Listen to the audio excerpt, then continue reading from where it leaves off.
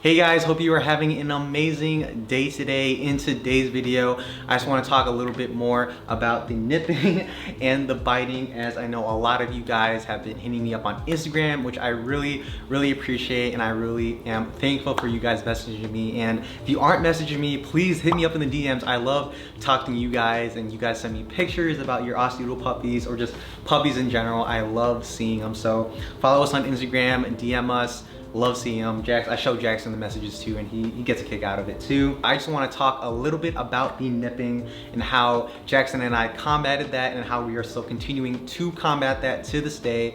Obviously, the nipping was really bad, like I said in previous videos, with Jackson growing up in his little puppyhood, and if I didn't control it, I'm sure it would have been horrible up to this point right now. But a lot of you guys are kind of going through this dinosaur, pterodactyl, velociraptor phase of your Aussie Doodle puppies, and I kid you not, it is just a phase as long as you guys are consistent with combating the nipping and the biting and making sure that it doesn't become a really bad habit for the rest of their life. So without further ado, let's just get straight into this short video. The number one way on how I kind of combated Jackson's nipping phase, and especially for those first couple months of just getting him as a puppy, he would nip at my ankles, he would nip at my family members' ankles, he would, whenever we were playing with like either a toy or something, he would go for my hands.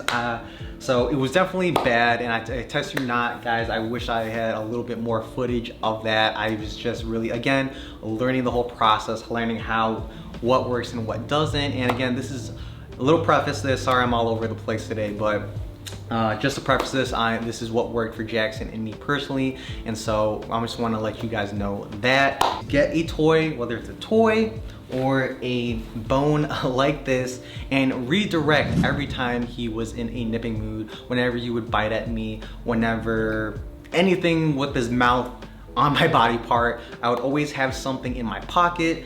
Maybe not this necessarily, because this thing is huge and a little bit heavy, but whether it's a toy or a stuffed animal, I would always have something in my back pocket every time I was in the house, in the apartment, just in case he nipped at my ankles or whatever it may be. And so the number one thing that I would do is basically redirect. You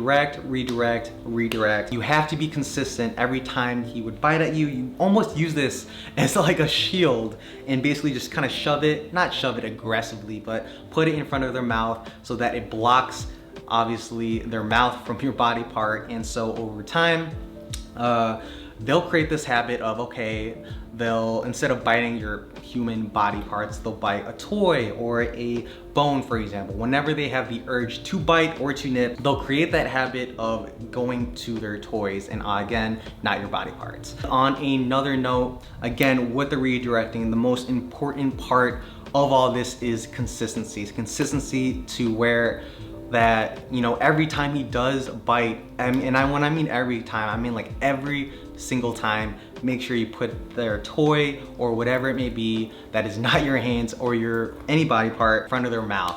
And also with that, not only every single time, but also if you have any family members, any friends, any roommates that live in the house or the apartment, you want to make sure and tell them too that whenever your dog or puppy starts nipping at them, that they use this as a shield, they redirect with a toy or a chew. Because if your puppy isn't practicing this habit or forming this habit with just you 50% of the time, and then at other times 50% of the time they're nipping at other people's body parts and whatnot, then it's going to be hard for them to learn and again create that habit of not biting humans or nipping at their heels or ankles. So again, just to reiterate, you want to make sure that you are consistent with redirecting. Make sure that everyone in the household knows that and that they are redirecting too. The second tip that I want to relay to you guys that's helped me and Jackson growing up in Jackson's puppyhood is whenever, not only with redirecting, but if you are playing with them and then they just start to bite and whatnot, then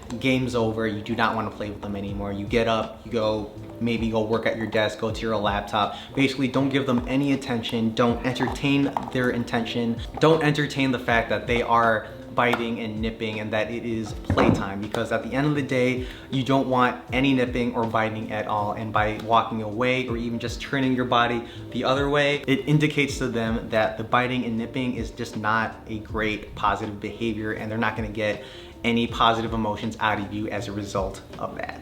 I've heard other people let out a huge yelp, like ow or ah, like that, or something like that, to kind of show that you are in distress or that you're hurt, and the puppy will stop. Some puppies, some dogs, that will work, but at least in my personal experience, Jackson did not care about me yelping or anything like that. So again, the main two things that we did were redirecting with a toy, being consistent with that, and then also almost like a timeout, not giving them attention when they show a behavior that we do not want or we want to be formed. But yeah guys, that concludes today's video. Hopefully these 2 tips are great reminders and help you guys with, you know, training your puppy, training your Aussie Doodle, as I know that their nipping and biting can be really crazy and energetic, especially during their zoomies. I kid you not, like, I feel you guys. I understand, and I will assure you guys, if you guys are consistent with the redirecting and also not giving attention to that bad habit, that it will get better. Jackson has gotten better, so I assure you that it is just a phase. As a reminder, please hit that like button, as it really helps in the YouTube algorithm. And if you're new here, welcome. Please hit that subscribe button too, as it really means a lot to Jackson and me. Tell your dogs you love them. Jackson, I love you.